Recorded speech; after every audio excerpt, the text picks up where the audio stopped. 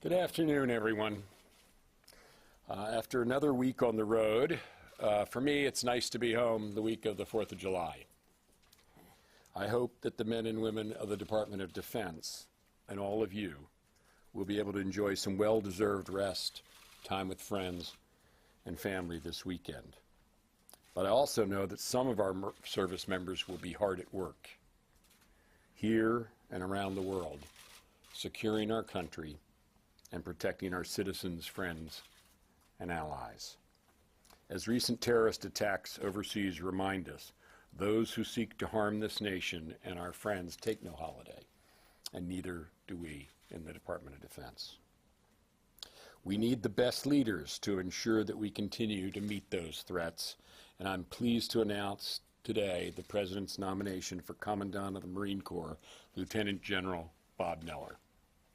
Chairman Dempsey, Secretary Mabus, and I recommended Bob to replace our current Commandant, General Joe Dunford, who, as you all know, has been nominated to be Chairman of the Joint Chiefs of Staff. 1 year ago, Bob took command of the Marine Corps Forces Command and Marine Corps Forces Europe, and he's done a phenomenal job leading the more than 43,000 Marines under his charge. Bob is a warrior, he's a leader, he's a statesman. I've known him since our work together when I was Deputy Secretary of Defense and he was Director of Operations, or J3, on the Joint Staff. We collaborated in the Warfighting Senior Integration Group, where we focused on providing urgent support to our troops in the field in both Iraq and Afghanistan. And so we traveled together to theater around this country, where I saw Bob's outstanding relationship with our troops. He loves them, he relates to them, and they light up when he's talking to them. I know he will be a magnificent commandant for the Marines, serving all over the world, and he'll be another strong addition to the Joint Chiefs, where he'll provide his best advice to me and the President. I appreciate his taking on this assignment. He and his wife, Darcy's continued service to our country. Thank you, Bob. And thank you, Joe and Ray, for joining us here today. I appreciate your keeping the chairman and the company up here. Unfortunately, you get to take a seat while we go on to answer questions, but once again, thank you all.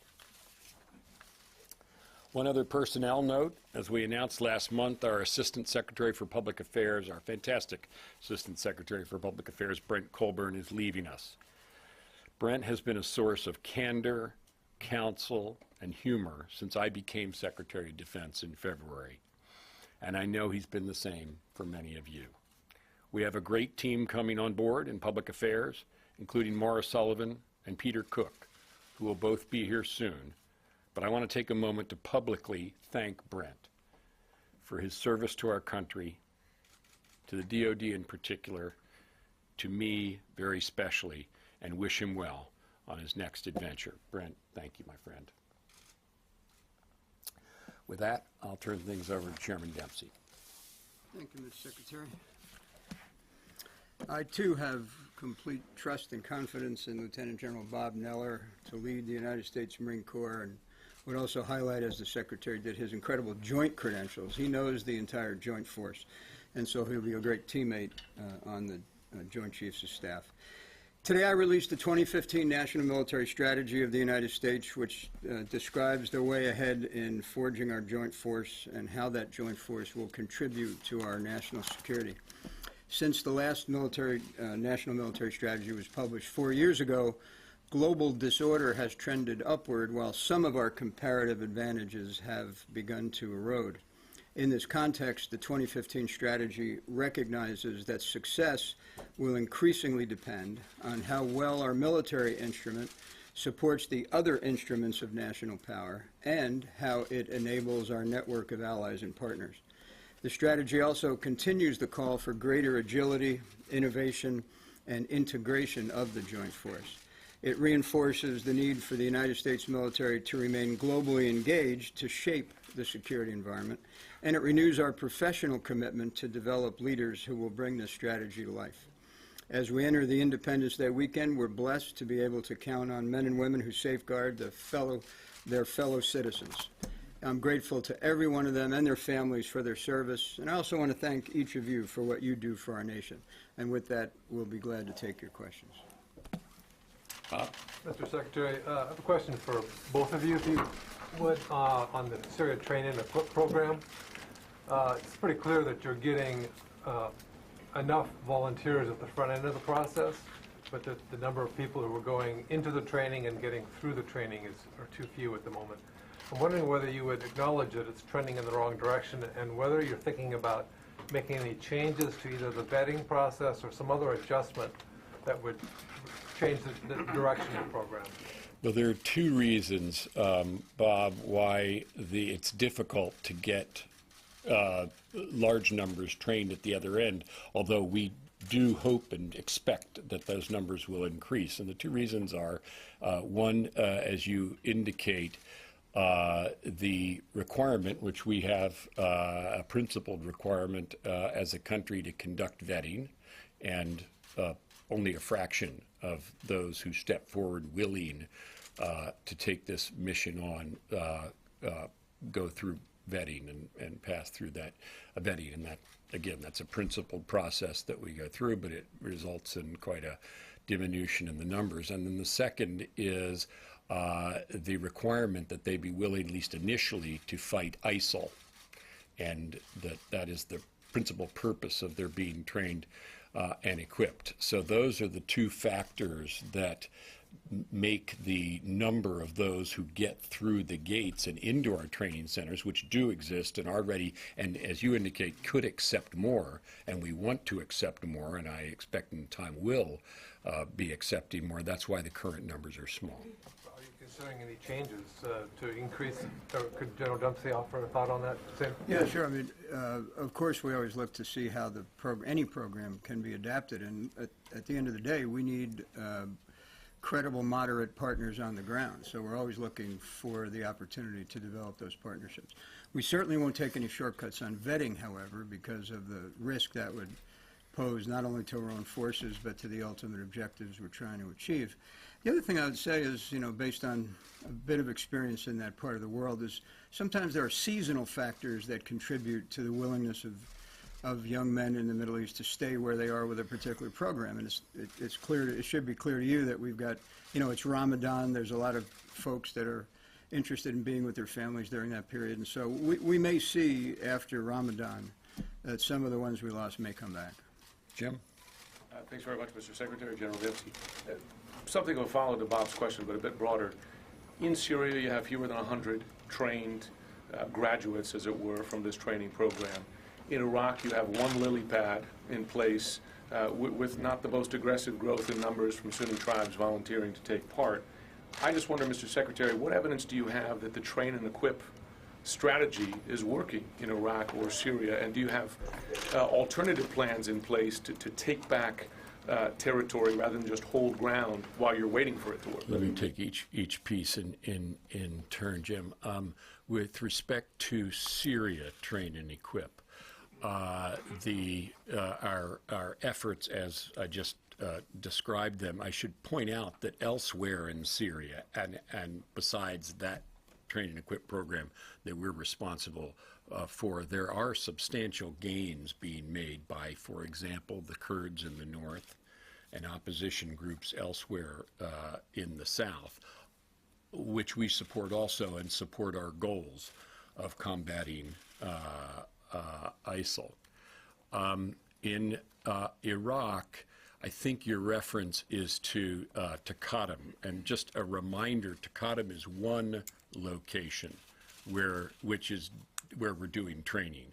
We actually have a number of training facilities and have trained 8,500 as of now, and in addition, about 2,000 CTS at those sites. those are Iraqi army and that is Iraqi security forces and including CTS forces.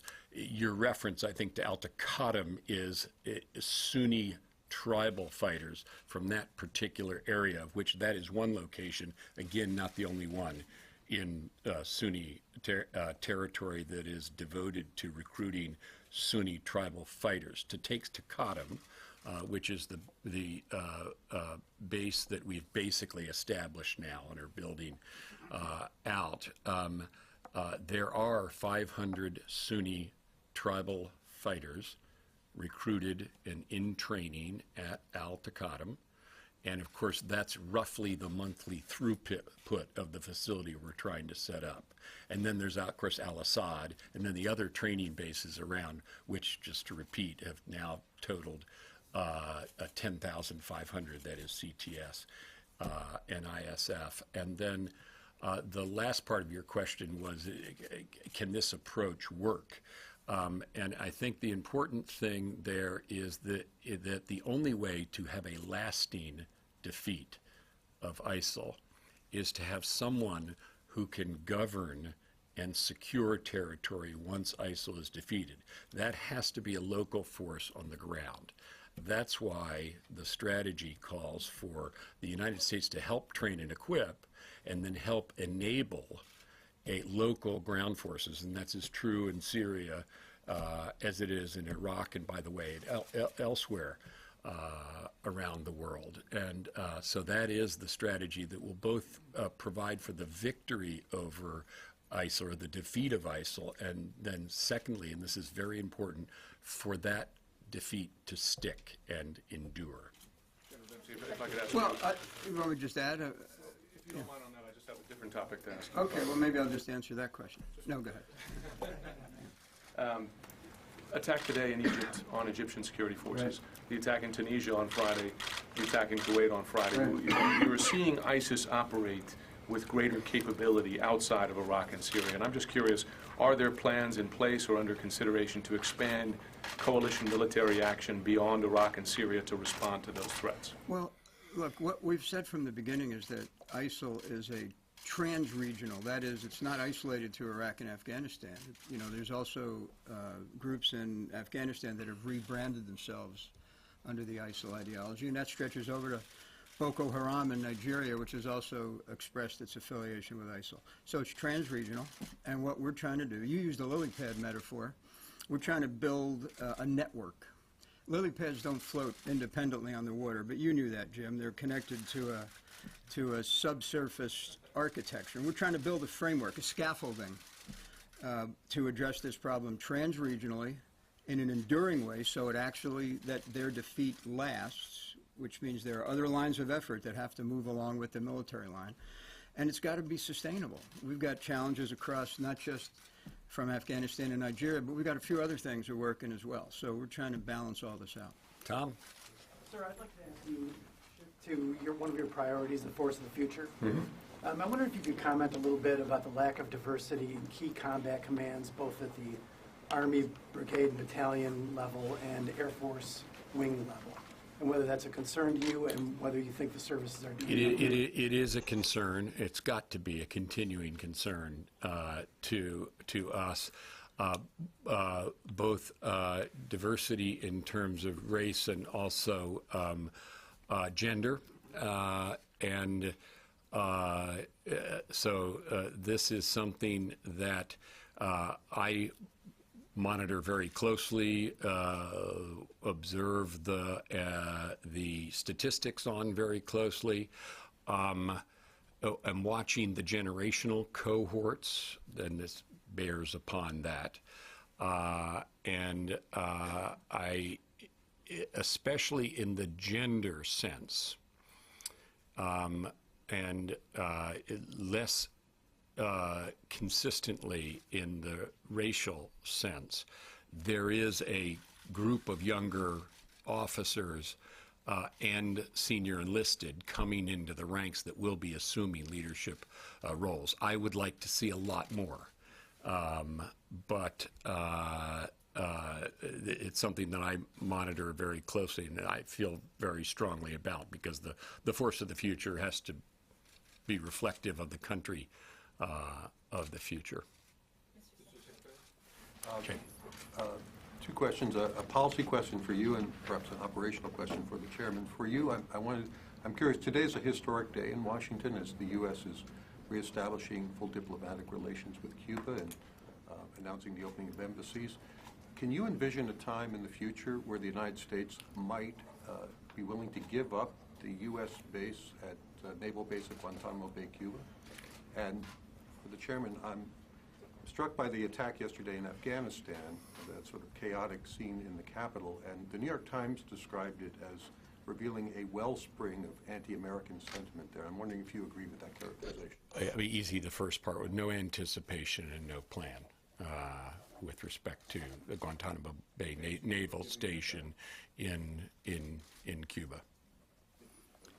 No, I don't perceive a wellspring of anti-American sentiment in Afghanistan. And, you know, but at times and places where the Taliban reemerge and for periods of time take back control, there's always this notion that somehow we could have prevented that. But I think all of us in the uniform and all of the secretaries with whom I've worked have always pointed out that Afghanistan's future will be one of conflict for some time until they reconcile their internal differences. The key is that the central government can maintain control. So if a district center falls, it has to be recaptured. And to this point, in every case, the ANSF have proven themselves capable of doing that. But they still need help. Connie. I have a question about Iran and military strategy supporting national goals. The media there's been a frenzy of stories lately about Plan B if the talks fail with Iran, bombing their nuclear facilities. And a lot of it's focused on the massive ordnance penetrator. The narrative is this is it's a wonder weapon that can destroy if we need to. Your predecessors have said since 2009, you were here, and you've been here for part of it, that the best you can do is delay it from 1 to 3 years, maybe 2 to 4 now is the current estimate. You said on CNN a couple months ago that we could set back, destroy Iran's nuclear program, and they know that. Give us a reality check, though. What is the current thinking about the utility of military strikes? Delay for several years, or do we now have the capability to do a lot more damage? The basic facts have not changed recently. That is, we continue to have the tools to do that, and continue to maintain the military option, because the president has instructed us to, because his determination is that Iran not have a nuclear weapon, and that while he's obviously, Secretary Kerry is working on this right now, looking to get a deal, a no deal is better than a good deal. And therefore, we are under instructions, and have been, you're right, for years, to do that. And the facts are, as you say, namely, it sets back an Iranian nuclear program. But obviously, anything like that can be reconstituted over time.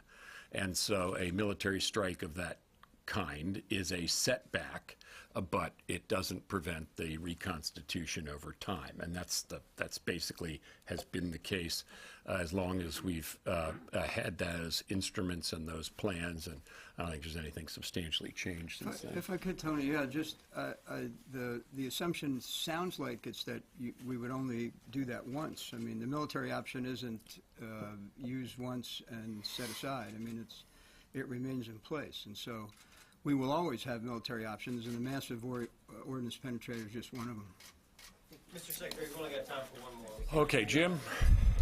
We're coming up on 4th of July, Mr. Secretary and General Dempsey.